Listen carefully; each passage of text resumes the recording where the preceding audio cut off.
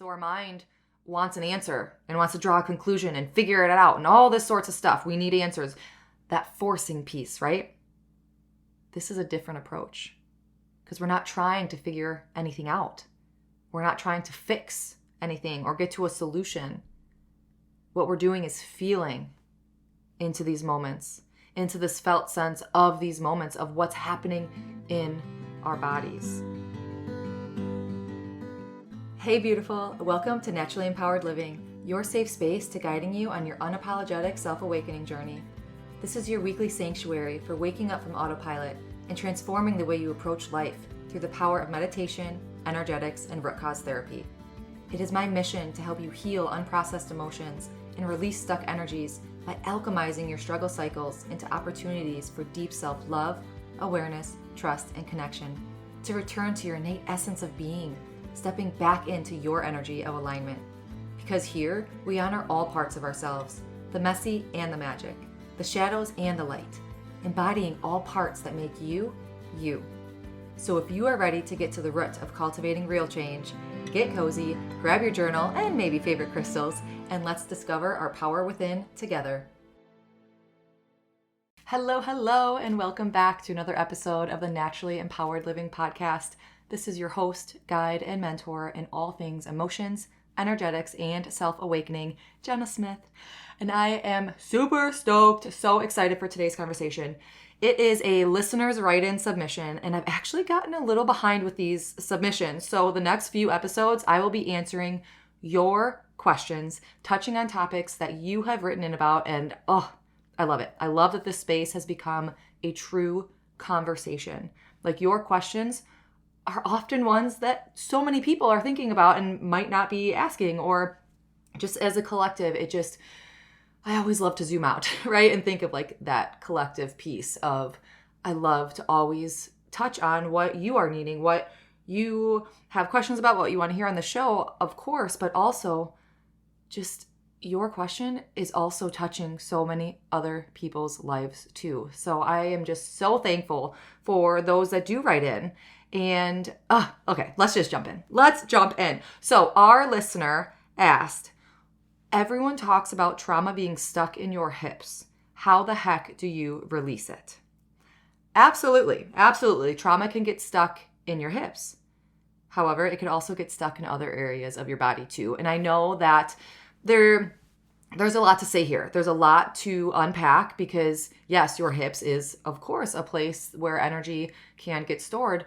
However, there's anywhere in your body, trauma can get stored. So let's break this down from both a physiological and energetic perspective. Because when we talk about trauma getting stuck, we're talking about how unprocessed energy and possibly survival responses, those imprints, get imprinted into our tissues, into our body, into our soma.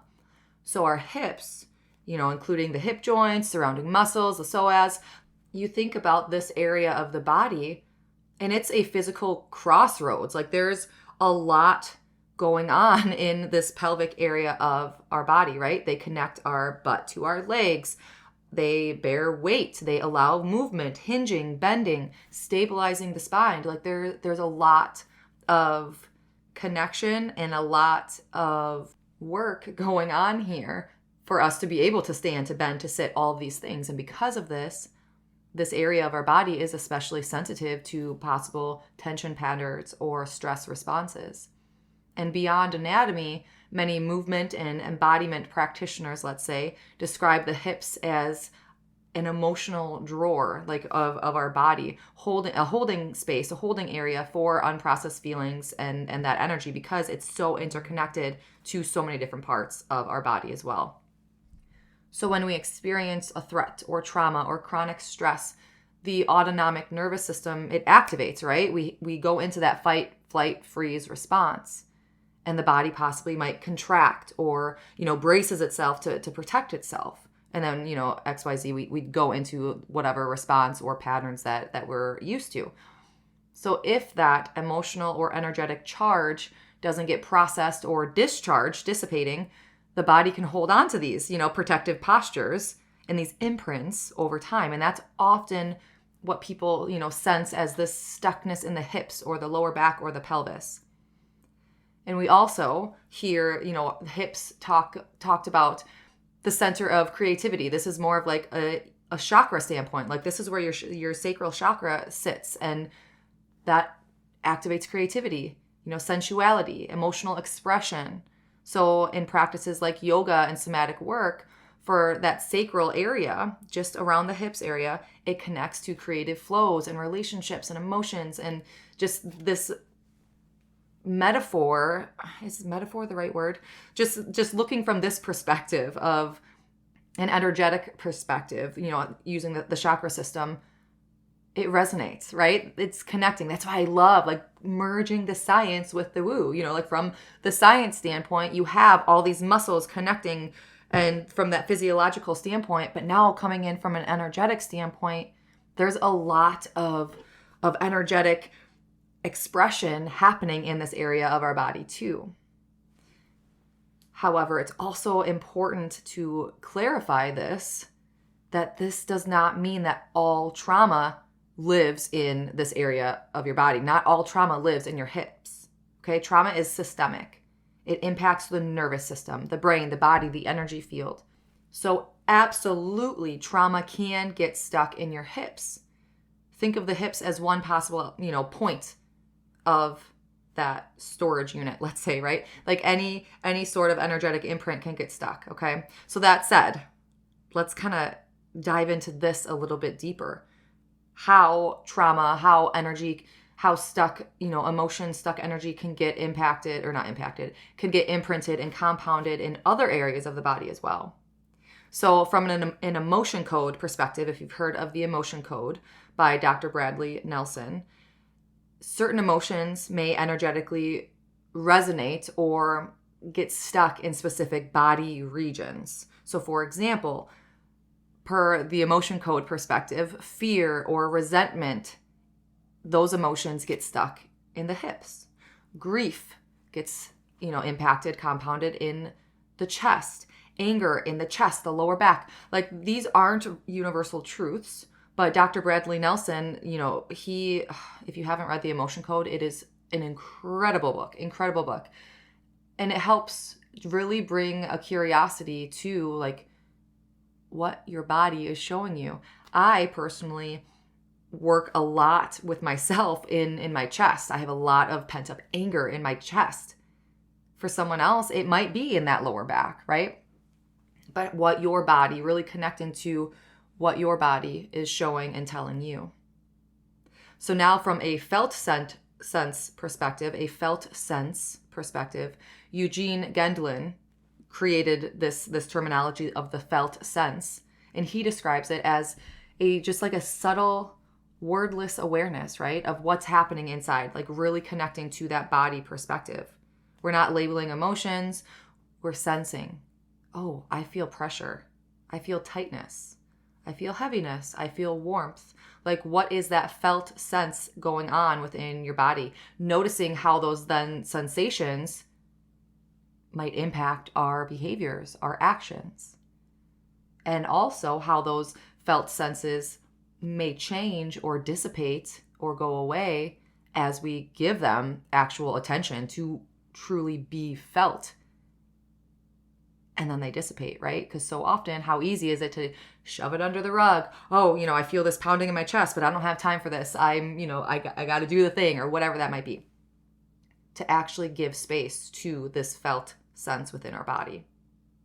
And other modalities echo this concept also, like somatic experience, that is speaking to that incomplete activation of, this is what I talk about a lot on the show and just in the work that I do, of these loops, right? We go into said response, fight, flight, freeze response. And do we finish that loop? Are we allowing ourselves to complete this loop to then come back to that parasympathetic state, right? So somatic experiencing really helps in those incomplete activation responses to allow that discharge cycle to finish that loop versus getting trapped in the body and staying there. Hence, next time we have a similar experience, we're triggered, go into that same survival loop versus allowing it to complete. Polyvagal theory is something else also that explains how chronic stress can keep the nervous system locked in those states of fight, flight, freeze, hypervigilance. So I love how there's different modalities, right? Different ways to possibly approach a very similar and paralleled concept down to its core, right? That there is something to say about trauma, how energy, how emotions can get stuck within their body. And here's just one other little bit to add to this layering, right? The concept of generational or inherited traumas. Like if trauma can be passed down biologically, epigenetically, right? You think about how the body remembers, or how you have these same cycles, oh, my mom struggled with this and her grandma or her mom struggled with the same thing and now I'm struggling with the same thing. Like these imprints don't just live in our minds, right? They live in our cells, our fascia, our energy fields, our DNA. And we can break those cycles too. Oh, it's so fascinating. So that's that first part of your question. Everyone says trauma gets stuck in the hips. Okay. So absolutely, yes, it can. But also think of it as your whole soma, as your whole body, right? So let's segue now into the second part of the submission question of how the heck do you release it? The short answer here is by becoming deeply attuned to your body, to that felt sense of your inner world. So most traditional talk therapies, let's kind of now break this down. The short answer was feeling, right? Becoming deeply attuned to those felt senses within your body. Now, really broadening this a little bit is most traditional talk therapies take a top-down approach. Okay, so we analyze, we reframe, we understand. We're really in that cognitive conditioning, that cognitive awareness, right? Incredibly supportive for awareness and having safety, in this therapeutic container. But a lot of times, if we stop there, it's like we're only half-baked, right? Like we're only halfway there, right? Yes, the mind understands this. The mind feels safe. We have awareness, but let's bridge that gap. Let's bring the body into this equation now. So the bottom-up approach, think of it as the somatic work, the energetic work. And this is the approach that I use, starting in the body. Yes, the mind will always be there, right? But we're starting in the body. We work through sensations, through feelings, through emotions, through energetic flows. Because trauma is felt before it is ever thought about. Think about that. Our responses, our survival responses, trauma, it is always felt before our mind catches up. So think about a pretty intense scenario here, but think like if you walk into the street of oncoming traffic, your body will halt, like pause, survival instincts kick in prior to your mind ever thinking about it, right? Then your mind's like, oh my gosh, what the heck am I doing? Like there's traffic. But your body will physically try to survive and will halt before your mind catches up. So your body is always there. But so often the mind is then louder or more intense. Those thoughts start to come in. So then we bypass the body and go straight to the cognitive piece. And your mind might also say like, okay, I'm safe now, right? I'm safe. Maybe talking to your therapist or, in that container, I'm safe cognitively. Yep, got this in my mind. But if your body is still holding on to chronic tension or that tightness in your hips or that rapid heartbeat in your chest, that message or that awareness might be there, but it doesn't fully land, right? Healing requires helping your body also believe or also get into the same bridging of the gap of what your mind possibly might know already. It's bringing in that conscious piece, that cognitive conscious awareness. We have to allow the subconscious now to also believe what you're cognitively willpowering, trying to tell yourself. So how the heck do you release it? How do we release this trauma, this stuck energy, these imprints? We release trauma by connecting or reconnecting with our bodies, not as a concept, not as a cognitive awareness, but as a felt experience. Because if we only rely on cognition and reframing, we stay in our head. We're in that top-down approach. We have to bring our attention downward into the chest, into the belly, into the hips, into the legs, into the parts of us that have been holding on to these charges. So our mind wants an answer and wants to draw a conclusion and figure it out and all this sorts of stuff. We need answers. That forcing piece, right? This is a different approach because we're not trying to figure anything out. We're not trying to fix anything or get to a solution. What we're doing is feeling into these moments, into this felt sense of these moments of what's happening in our bodies. And by doing that, we're closing that gap between the mind, between attention, and the felt sense of our actual experience. This is like the embodiment piece. So we're closing, we're like reversing that dissociation in a sense, okay? Because when we dissociate, we're in our minds, we're dissociating, we're avoiding. Now we're reversing it. We're allowing that felt sense to come up. When we want to run, we stay, okay? We're becoming more attuned to our body. We're including our bodies because most people live up in that cognitive piece. Now we're including what's down underneath. And you can't get there by solely thinking or willpowering your way out of it.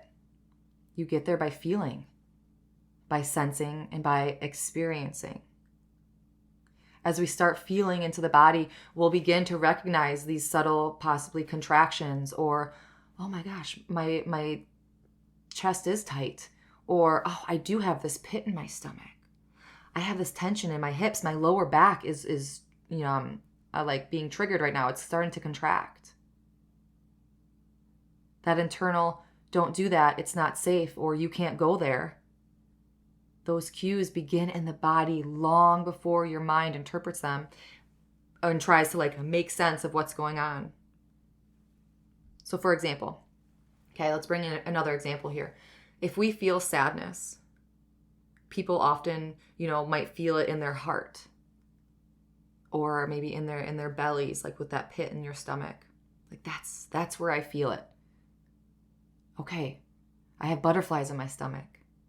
Or maybe, that those butterflies might be a fear or a nervousness. This is a very bio-individual standpoint, right? This is a very bio-individual, meaning everyone is different. Like I said, I hold a lot of anger in my chest. Well, my husband, I'll bring him into this equation. He holds a lot of his anger in his back. So this is a very bio-individual. And for the sake of this episode, let's frame how, as a collective piece here, how we could work through this without personally, one-on-one working with you, or, you best, right? So for the sake of all the listeners, everyone that's going to come in to this episode, you can start here. Let's create kind of like a 5-part rhythm of how you can get started in releasing your energetic imprints or your trauma for the sake of the question of the show. So number 1 of this 5-part rhythm is the awareness. Absolutely. Begin to bring attention to those parts of your body, that felt sense.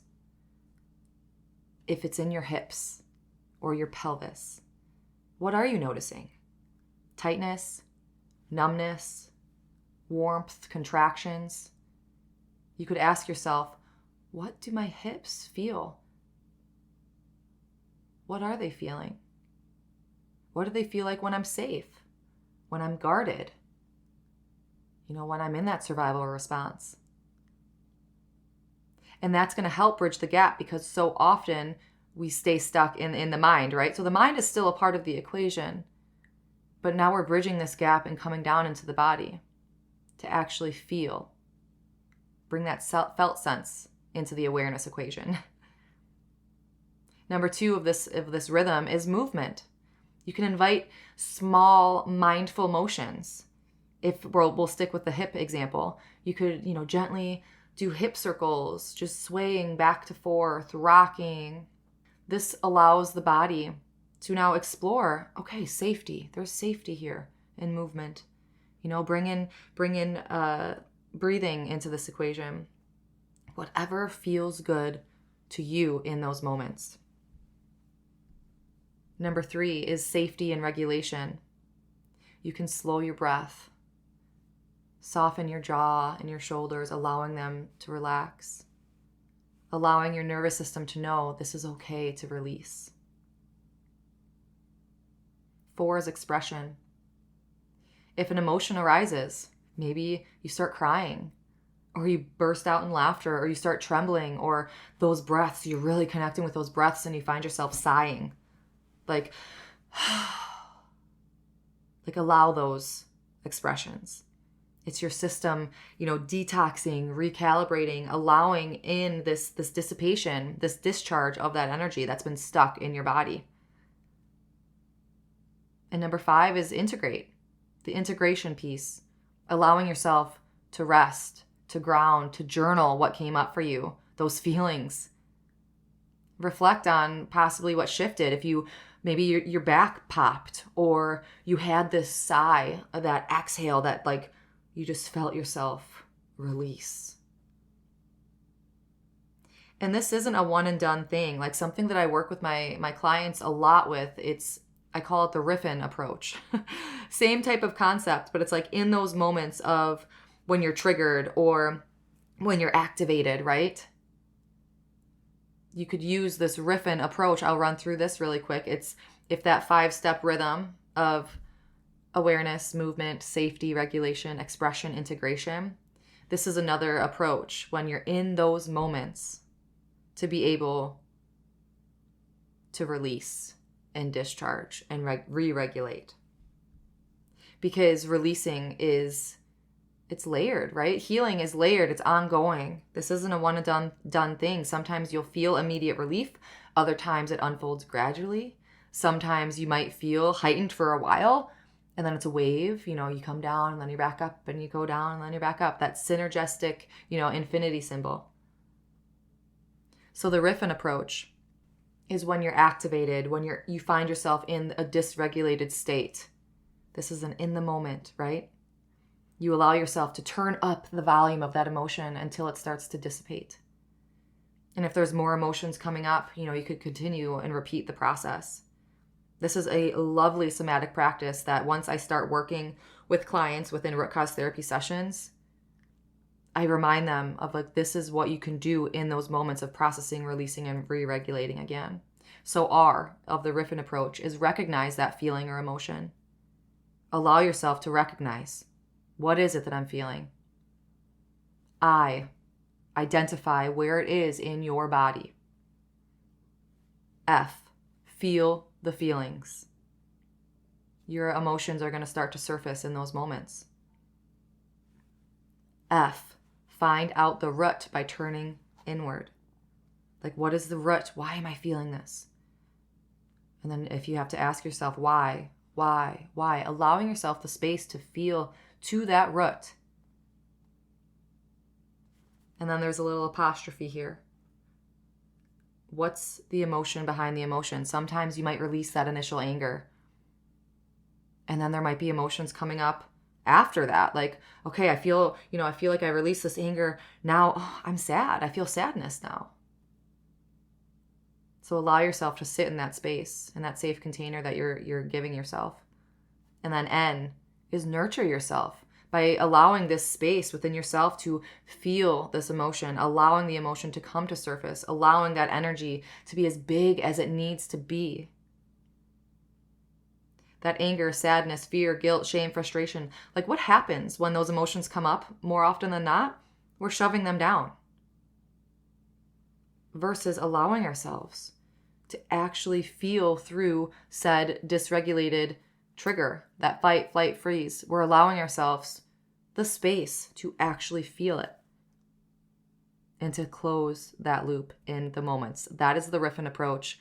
Very quickly just described that, but that's something that I work with my clients a lot with one-on-one. So now to close out this episode, I know this topic, this could be, an hour-long episode, but I still like to be cognizant of your time. And I like to keep, my episodes half hour or less, because to digest it, to be able to really feel into these episodes. And this topic, this question, it could bring up a lot of curiosity, questions. Some maybe possibly you're like, wait, but now what? Now, where do I go from here? So a couple things that came up to me as I was kind of working through this episode is I wrote down a few things of, the idea of releasing trauma from the hips and things that were coming to me. So a question possibly might be like, can I just stretch my hips hard? Can I just stretch and like be done? Like what I just said, this is one bio individual. So stretching is a great practice, but this isn't a one and done thing, right? So stretching alone, we might not be able to get into that felt sense. Yeah, you might be charging up some energy. Like I love yoga to be able to really get that energy, that charge, through my system. But are we still touching on the emotional and nervous system layer also? We need the safety, the awareness, the intention, the integration. And we might just get stuck in like just that pattern of, okay, I'm going to stretch and I'll be done. Like there's more of that embodiment layer to this. Another question that came up is how long until I feel a shift? Again, bio individual. It varies. Some people might feel an emotional wave or lightness or a discharge or release, calmness right away. Others, it might bring up a lot more. And this is more common than not. Like we are opening a can of worms in a sense, but in a most graceful, gentle way, because here are all the things that have been suppressed for so long. And we can bring them the safety and the space to start unfolding organically, naturally, over like a consistent integration on your healing journey. Another question is, okay, so like I could listen to this episode. Is this going to replace my therapy or healing work? I gently tell you no.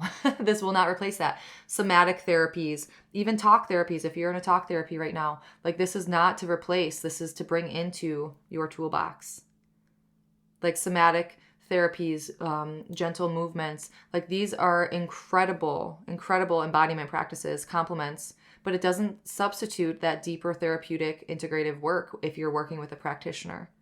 Or what if strong emotions are coming up, right? This is another very valid question. What if these emotions are coming up? What do I do? First, allow yourself that safety. Like it's a part of the process, because what I just said, you are finally giving space to all these suppressed feelings that you haven't felt for possible years or decades. So if you feel overwhelmed, pause.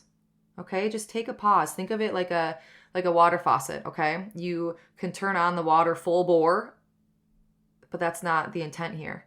We're just turning it on slightly, like letting that trickle. And if you get overwhelmed, turn it back off, okay? And then you could turn it on a little more, giving yourself that safety, that grounding. And then you could turn it off again once you kind of get heightened or overwhelmed, right? You could use breath or journaling as a form of integrating too. This work is always to be done. Your healing work, your life work is always to be done in a safe and self-compassionate way. Not in force, not in urgency. Okay? Remember, we're not trying to fix anything. We always make sense. We're bringing that safety back into our body to be all of who we are. So those are just a few questions that came to me as I was kind of writing out this outline. So if anything comes up to you, I would love for you to write it in, ask any more questions about this. So let's kind of wrap up here, summarize a little bit. Absolutely, yes, trauma can be stored in your hips. However, it's not solely your hips, right? Your body is an intelligent map.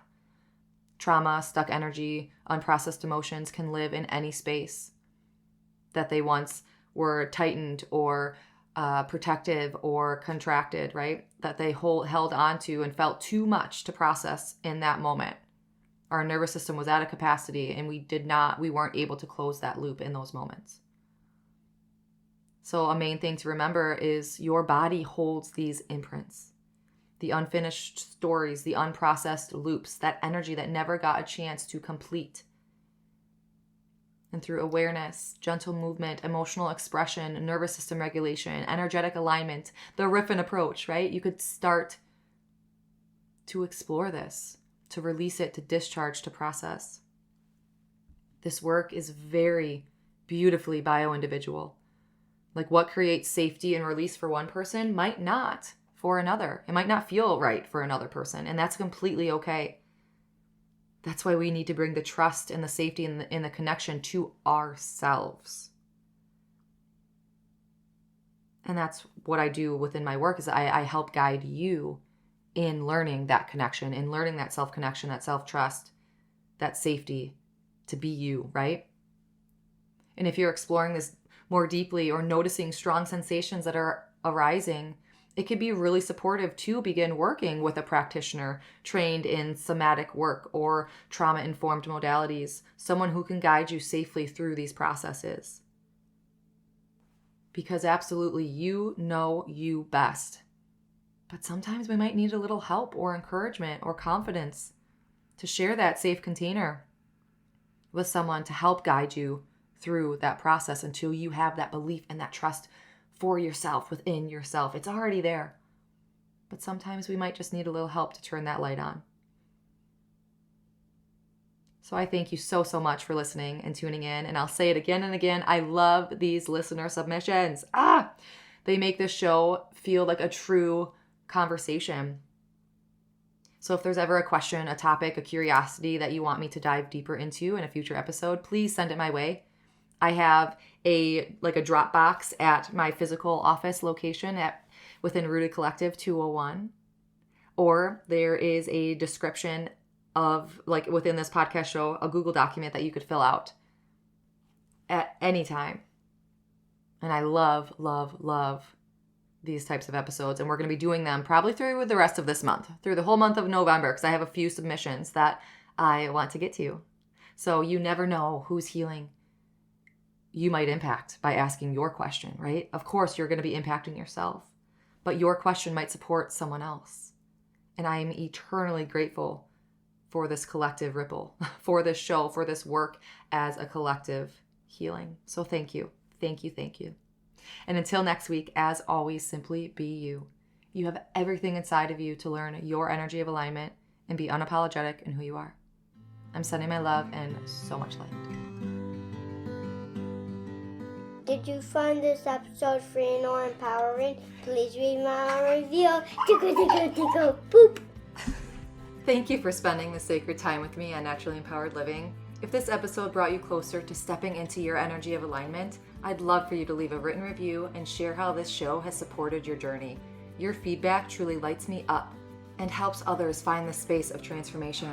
And sharing it with someone who might need it spreads the ripple of healing even further. Be sure to check the show notes for ways to connect with me and explore personalized healing sessions and mentorships to deepen your self-awakening journey. Thank you. I appreciate all you are and all you do.